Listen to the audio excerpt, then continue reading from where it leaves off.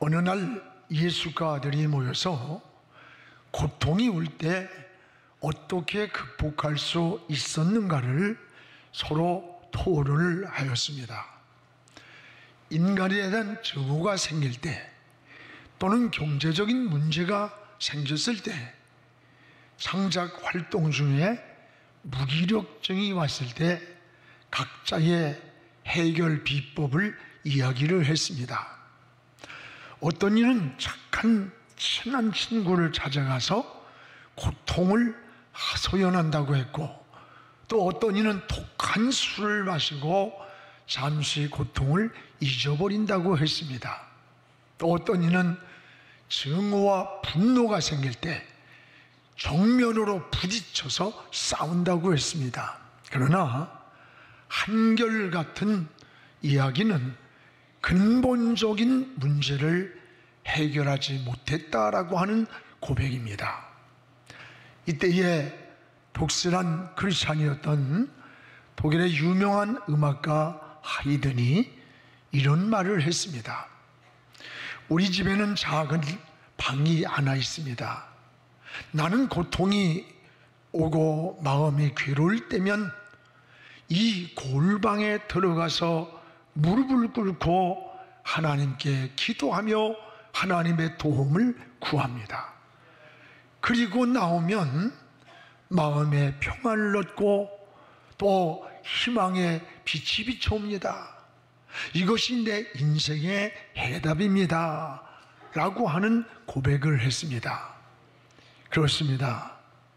여러분, 인생을 살아가면서 시험, 걱정, 근심, 염려, 괴로움 없는 사람이 누가 있습니까?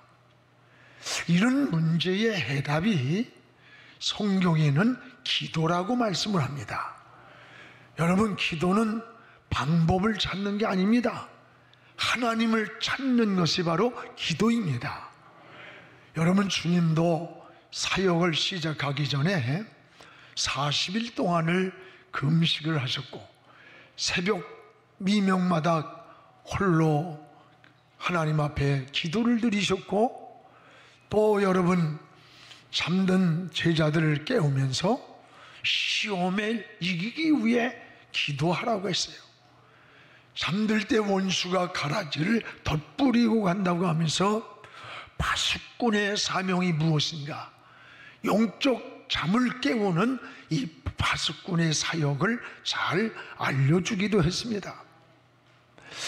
주님은 설교하는 방법은 가르쳐 주질 않았어요. 근데 기도하는 방법은 주기도문을 통해서 우리에게 잘 알려주셨습니다. 우리 교단의 장종현 설립자님은 목사들에게 피를 토하듯 외치는 권면이 있습니다.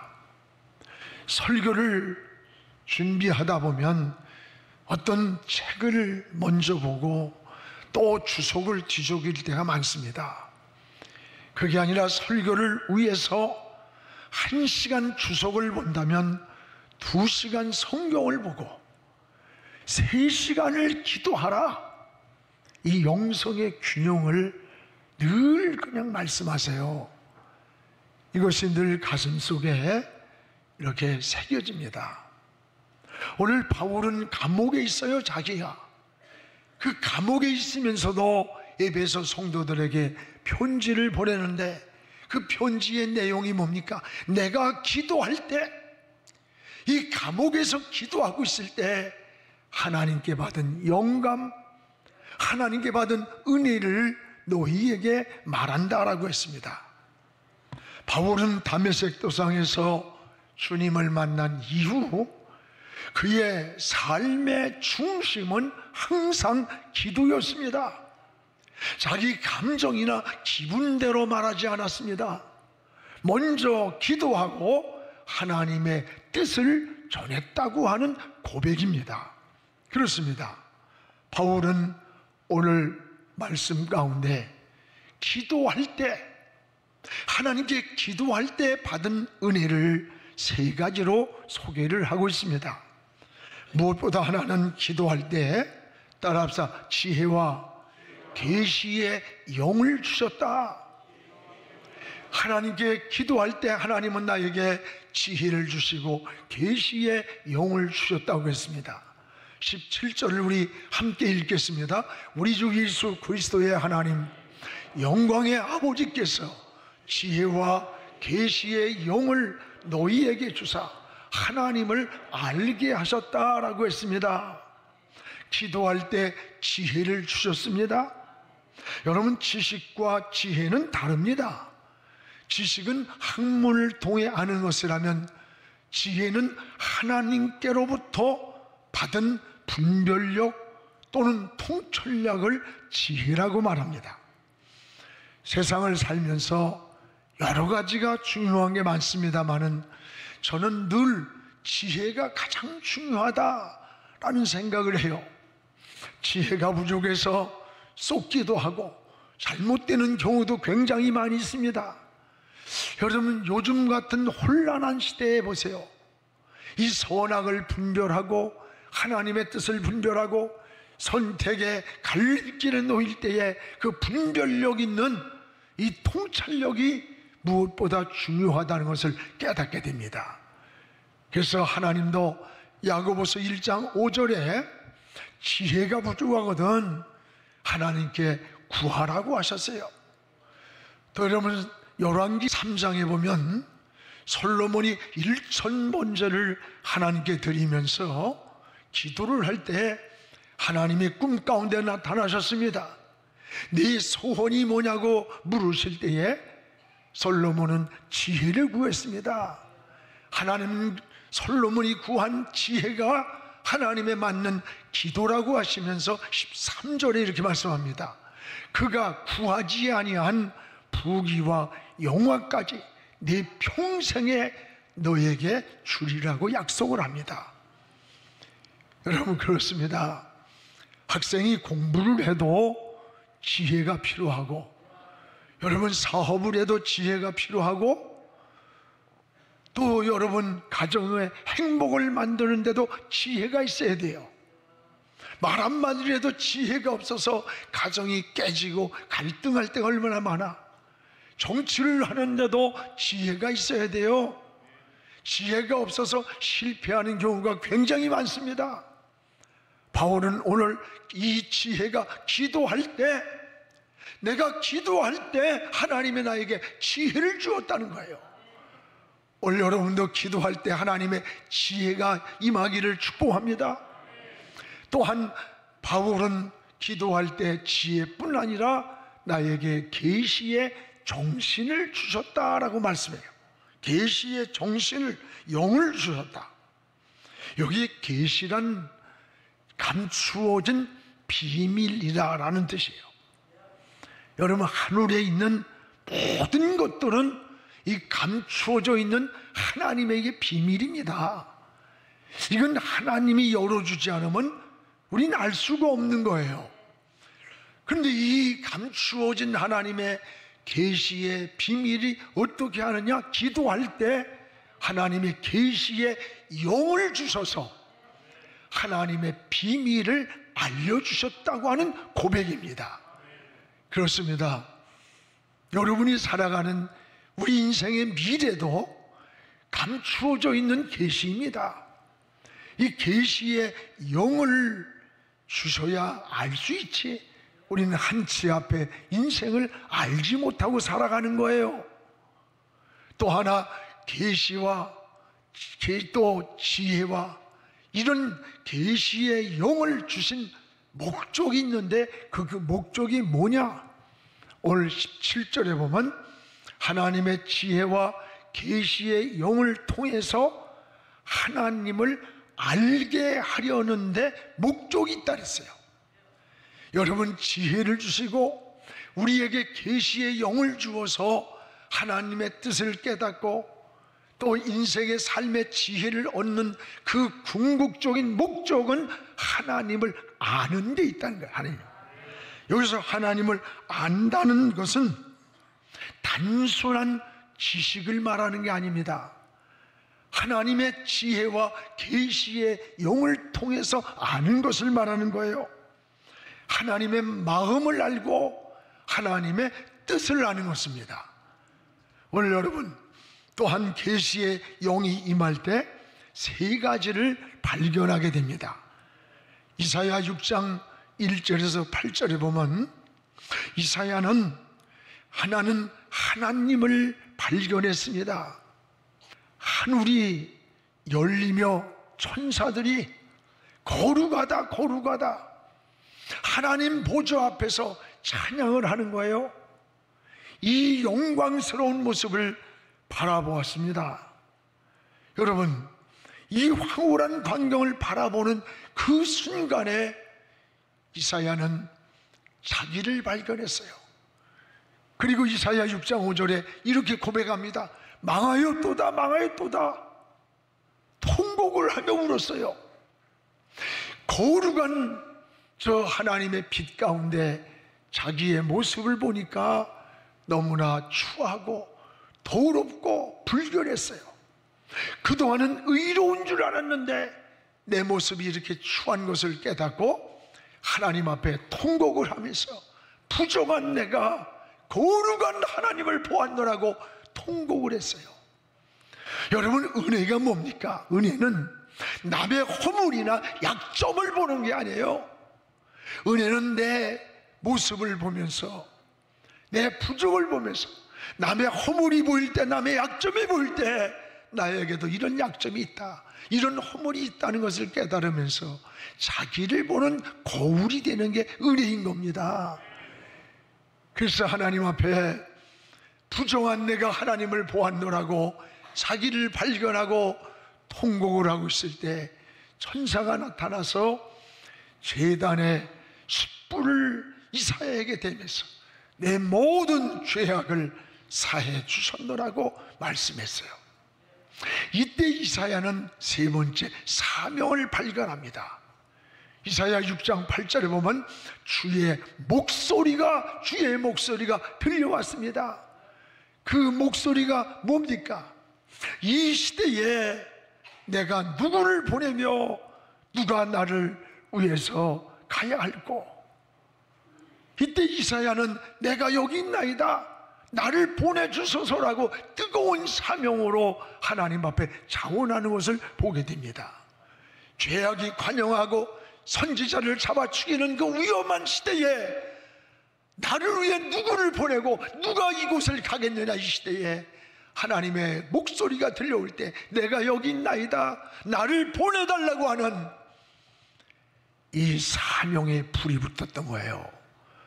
여러분, 은혜는 바로 이 세 가지를 발견한 사람이 진정 은혜 받은 자예요. 하나님을 발견하고 나를 발견하고 그리고 내가 이 땅에 어떻게 살아야 하는지 자기 사명을 발견한 자, 이게 진정한 은혜 받은 자의 모습인 것입니다. 그러면 언제 이런 은혜가 우리에게 임했습니까?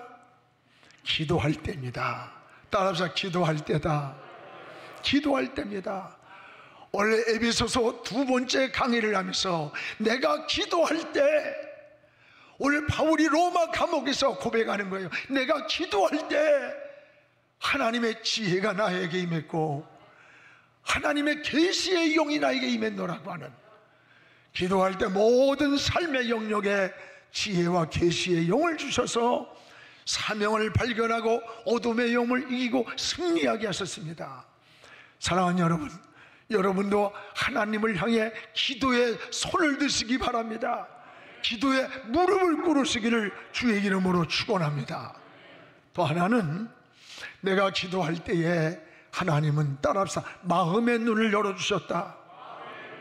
이 마음의 눈을 열어주셨다고 했어요. 오늘 18절을 우리 같이 읽겠습니다. 너희 마음의 눈을 밝히사 그의 부르심의 소망이 무엇이며 성도 안에서 그 기업의 영광이 무엇인지 알게 하셨다라고 했습니다. 마음에도 눈이 있습니다. 이 마음의 눈은 무엇을 보는 걸까요? 하나님을 보는 눈이에요. 그래서 마음의 눈은 깨달음, 내적인 자각 또는 영적인 분별력을 마음의 눈이라고 그래요. 아담이 타락했을 때 이 육신의 눈은 밝아졌지만 마음의 눈은 어두웠어요. 하나님을 바라보는 마음의 눈이 우리는 밝아져야 합니다. 사람에게는 세 종류의 눈이 있습니다. 하나는 사물을 보는 육안이 있습니다. 또 하나는 사물의 이치와 원리를 깨닫는 지안이 있습니다.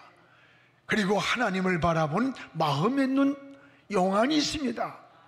하나님은 영이신지라 육신의 눈이나 지식의 눈을 가지고 볼 수 없어요.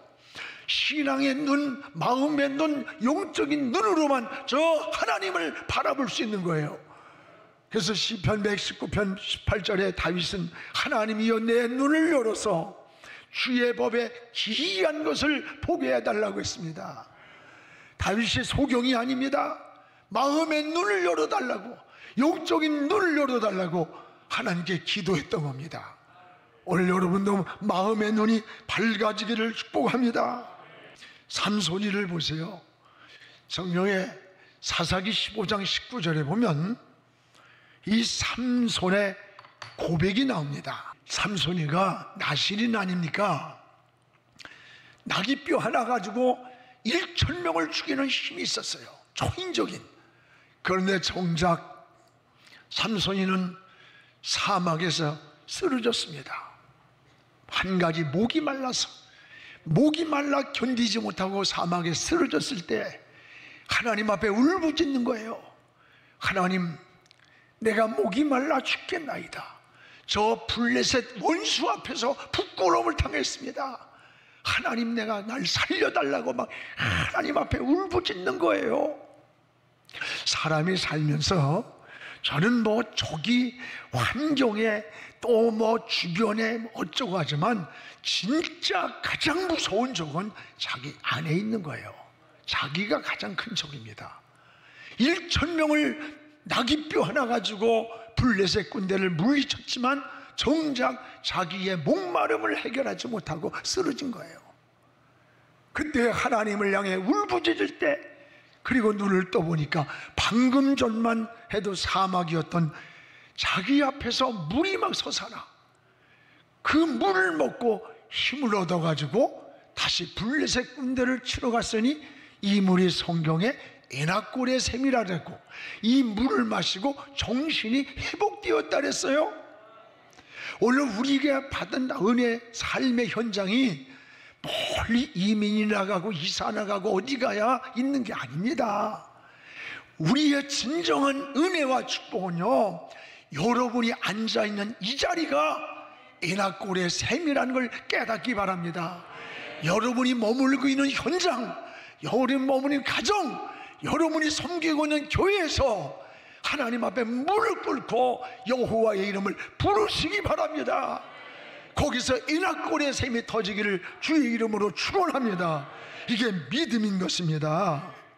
또한 마음에 눈이 열리면 우리 마음엔 소망이 생긴다는 소망. 오늘 18절에 보면 부르심의 소망이 무엇인지, 성도 안에서 기업의 영광이 무엇인지를 알게 하신다 라고 했어요. 하나님의 자녀로 부르신 은혜를 알고 소망 가운데 산다는 거예요. 그래서 여러분 성도들은 늘 하늘에 소망이 있고 천국에 소망이 있습니다. 이 산자나 신자나 불신자나 이 죽는다는 것은 동일해요. 신자라고 장수하는 거 아닙니다. 그럼 무엇이 다릅니까? 죽음에서부터 달라지는 거예요. 성도들의 임종을 보면요, 거의 마지막 죽음 앞에서 평온합니다. 죽을 때 천군 천사가 그 영혼을 데리러 오신다는 거예요. 그런데 불신자들이 보면 대단한 것 같은데 마지막 임종의 순간을 보면 여러분이 느낄 거예요. 가정의 불신자들이 얼굴이 새카매지고 무언가 막 웅크리고 뒤틀고 고통스러워요. 그 마지막 순간에 악마가 그 영혼을 붙잡으러 오는 것이 보여진다는 거예요. 이게 여러분 죽음에서 달라지는 걸 봐요. 성도들의 임종에는 죽음 앞에 평온함이 있어요. 지난주 우리 38년을 함께 하나님을 섬겨오시던 우리 박장로님이 천국에 가셨어요. 새벽 4시에 전화벨이 막 울려요. 새벽 4시에 전화를 받았는데 우리 김덕희 권사님이, 목사님, 우리 박장로님 의식이 없는데 임종이 오는 것 같아요. 전화로 임종 기도를 해주세요. 그래서 그 전화기를 붙잡고 간절히 하나님 앞에 마지막 천군 천사가 내려와서 이 영혼을 주의 나라로 인도하소서 하면서 기도를 다 마치고 아멘 하는데 의식이 없던 우리 장로님이 아멘 하면서 마지막 멈추더래요. 그리고 그 병원에 걸은 뭐예요? 그 구에서 0으로 떨어지더래. 그걸 뭐라 그래나 몰라. 이거 뭐죠? 딱 떨어지면서 그게 끝이에요. 아멘 고백을 하시고 그러면서 너무나 얼굴이 평온한 모습을 우리 자녀들이나 우리 권사님들이 참 보고 마음의 슬픔보다 더 위로와 하늘나라에 대한 확신과 소망을 가졌노라고 하는 고백을 하는 걸 함께 들었어요. 여러분, 성도는 천국의 소망이 있는 거예요. 이것이 하나님의 자녀로 부르심의 소망이라는 거예요. 여러분, 주의 일을 할 때에도 이 마음의 눈이 열릴 때 왜 내게 이런 직분을 맡기셨는지, 왜 이런 일을 하나님이 나에게 직분을 주셨는지 그 사명을 발견하게 되고 감사를 발견하고 소망이 생기고 하나님의 은혜 안에 감격하는 거예요. 이게 은혜 받은 자의 삶이라는 것을 깨닫기를 주의 이름으로 축복을 합니다. 사랑하는 여러분, 바울은 이렇게 고백합니다. 내가 기도할 때 에베소 성도들의 마음의 눈을 밝히사 그의 부르심의 소망이 무엇이며 하나님이 주실 영광의 기업의 영광이 무엇인가를 알게 하셨다라고 말씀했습니다. 그렇습니다. 오늘 여러분도 마음의 눈이 밝아지기를 주의 이름으로 축복을 합니다. 또 하나, 기도할 때 바울은 하나님이 힘의 위력을 주셨노라고 고백을 합니다. 오늘 19절을 우리가 잠을 읽겠습니다. 그의 힘의 위력으로 역사하심을 따라 믿는 우리에게 베푸신 능력의 지극히 크심이 어떠한 것을 너희로 알게 하시기를 구하노라. 그의 힘의 위력, 여러분, 힘의 균형이라는 것이 굉장히 중요합니다. 이 어린아이나 노인들이 잘 넘어지는 건요, 힘이 없어서 그런 거예요. 힘이 없어서. 나라도 힘이 없으면 진정한 평화가 유지되지 못합니다. 평화는 강자가 요구할 수 있는 것이지 약자는 평화를 구걸하는 거, 구걸. 그래서 로마 군사 전략가 베제티우스는 평화를 원하느냐? 전쟁을 준비하라. 전쟁하라는 얘기 아니에요. 평화를 원한다면 전쟁을 각오를 하고 힘을, 균형을 가지라는 거예요. 오늘 우리는 영적으로도 힘이 있어야 합니다. 이 영적인 힘이 없으면 원수마귀에게 공격당하는 거예요. 바울은 바로 기도할 때 힘의 위력, 이 힘의 원천을 기도할 때 얻었다는 거예요. 영적인 힘은 여러분 언제 오느냐? 기도할 때 오는 겁니다. 다니엘서 10장 19절에 다니엘도 이렇게 말합니다. 기도할 때 주께서 힘이 나게 하셨다 그랬어요. 힘이 나게. 기도할 때 힘이 나게 하셨습니다. 하나님을 힘을 주셔야 합니다. 하나님이 힘을 주시면 일어나는 거예요. 우린 질병에서도 일어나고 실패에서도 일어나고 넘어진 자리에서도 일어날 수 있음을 고백하시기를 축복합니다.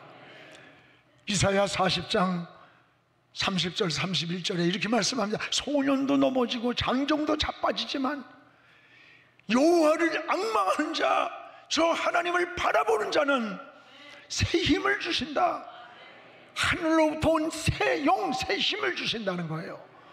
기도할 때 힘을 주시는 하나님이 올 여러분도 하나님께 기도할 때, 하나님의 이름을 부를 때, 하나님을 찾을 때 새 힘을 주신다는 것을 믿으시기를 축복합니다. 사랑하는 성도 여러분, 오늘 바울이 기도할 때에 지혜와 계시의 영을 주셨고 마음의 눈을 열어주셨고 새 힘의 위력을 주신 하나님이 오늘 여러분도 무릎 꿇을 때, 기도에 손을 들 때에 이 은혜를 주실 줄로 믿습니다. 하나님의 은혜가 함께하기를 축복합니다.